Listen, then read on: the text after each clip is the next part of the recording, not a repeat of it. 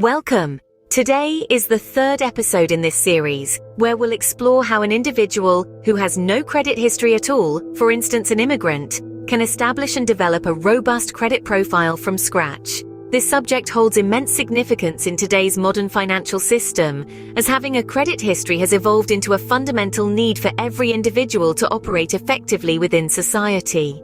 A sound credit history is akin to having a solid financial reputation.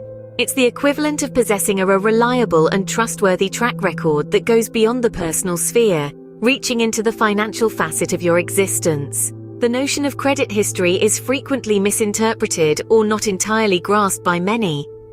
Therefore, let me dissect this seemingly complex concept for you. Your credit history is basically a comprehensive record of all your previous financial transactions, involving borrowing money or availing credit and subsequently repaying it.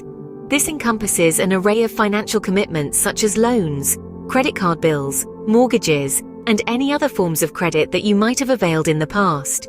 When you repay these obligations punctually, it creates a positive impression and contributes to a favorable credit history. Conversely, when you falter on these payments or delay them, it results in a negative mark on your credit report. These financial transactions and their repayment, or the lack thereof, are monitored by credit bureaus, who then apply this data into what is recognized as a credit report and a credit score. A favorable credit score is a key that unlocks numerous possibilities and opportunities. It can also significantly impact your employment prospects, especially for those aspiring to work within financial services, as some firms consider your ability to manage your credit a determining factor in the recruitment process. A respectable credit history and score can be a testament to your financial reliability and can make you a desirable candidate in the eyes of potential employers within these sectors. Now let's delve into the process of how someone with no credit history can initiate and nurture a good credit record from scratch. This is not an overnight metamorphosis, but a journey, a step-by-step process that begins with comprehending the fundamental principles and then advancing one step at a time. One of the initial measures that you can take is to obtain a credit card. A credit card can be an invaluable tool in constructing a credit profile from ground zero. You can secure a credit card from your banking institution or from specialist credit card providers who cater specifically to individuals with minimal or no credit history. However, it's essential to remember that merely acquiring a credit card doesn't suffice. The real challenge lies in how you handle it. It's paramount to utilize the card judiciously, make modest purchases, and ensure you don't exceed over 50% of your credit limit. Exceeding this limit can adversely affect your credit record. Endeavor to clear the balance in full each month. This practice of prompt repayment demonstrates responsible credit management and is instrumental in building a positive credit history. Another method to enhance your credit is via your utility providers. You can obtain a contract phone from a mobile provider or set up your electricity, water, or other utility bills in your name. Once these bills are registered under your name, consistently paying them on time can significantly contribute to building a good credit profile. Utility companies such as mobile phone companies report payment and missed payment activities to credit bureaus, and therefore your punctuality in paying your bills can greatly aid in constructing your credit history. Let's now shift our focus to another vital element of building a credit history, particularly in the UK, the electoral roll.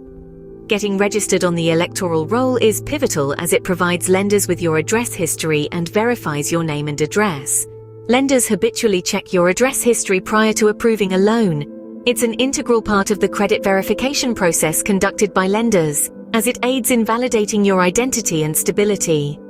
The process of registering on the electoral roll is relatively straightforward. All it requires is for you to contact your local borough where you reside, and they can guide you through the process.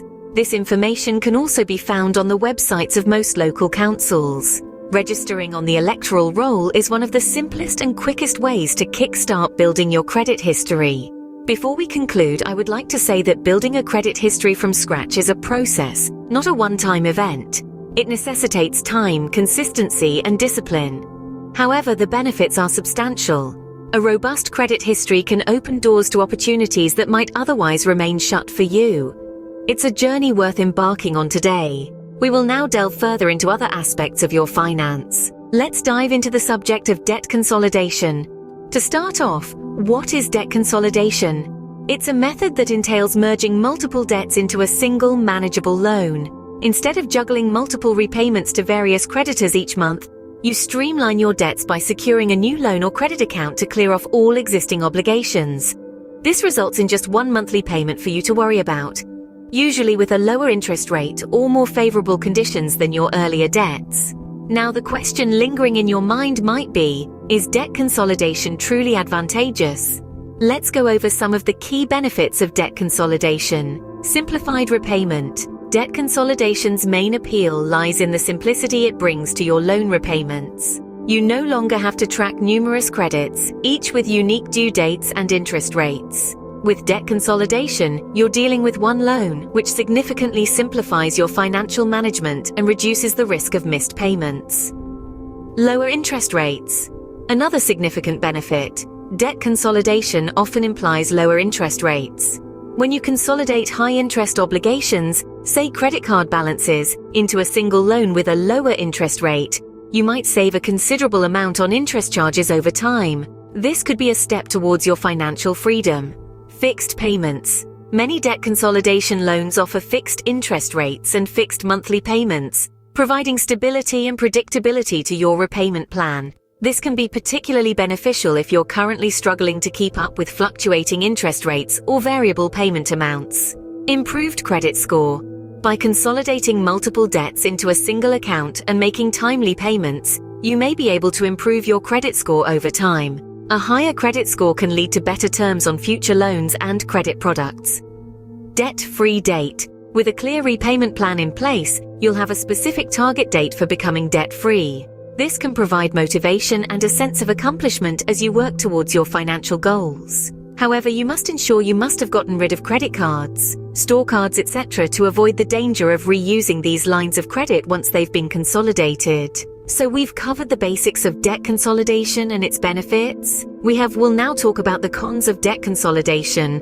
So we can see that there are quite a few benefits to debt consolidation. However, there can also be a few pitfalls. Extended repayment period. While debt consolidation can lower your monthly payments, it may also extend the overall repayment period, particularly for things like credit cards, which you can repay in full amount. If you opt for a longer loan term to reduce your monthly obligations, you could end up paying more in interest over the life of the loan, even though the interest rate on the debt consolidation appears lower. Risk of accumulating more debt. Consolidating your debts doesn't eliminate them. It simply restructures them into a different form. Without addressing the root causes of your debt, there's a risk of falling back into old spending habits and accumulating more debt on top of your consolidated loan. You have to be especially conscious of not reusing cards and loans that have been paid off.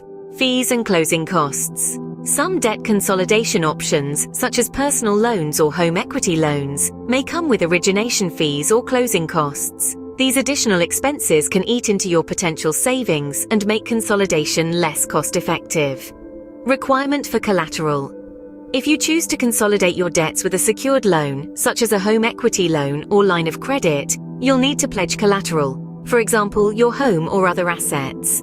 This puts your property at risk if you're unable to repay the loan as agreed. Impact on credit score.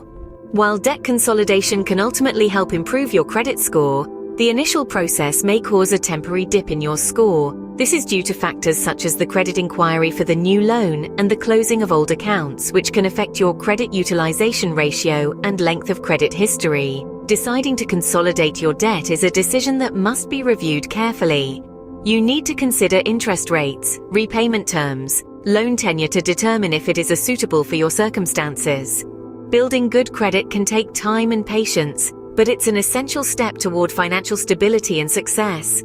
By following these steps and practicing responsible credit management, you can establish a solid credit history and access various financial opportunities. Remember, building credit is a journey, so stay committed and proactive in managing your finances. Thank you for watching, and best of luck on your journey to building good credit.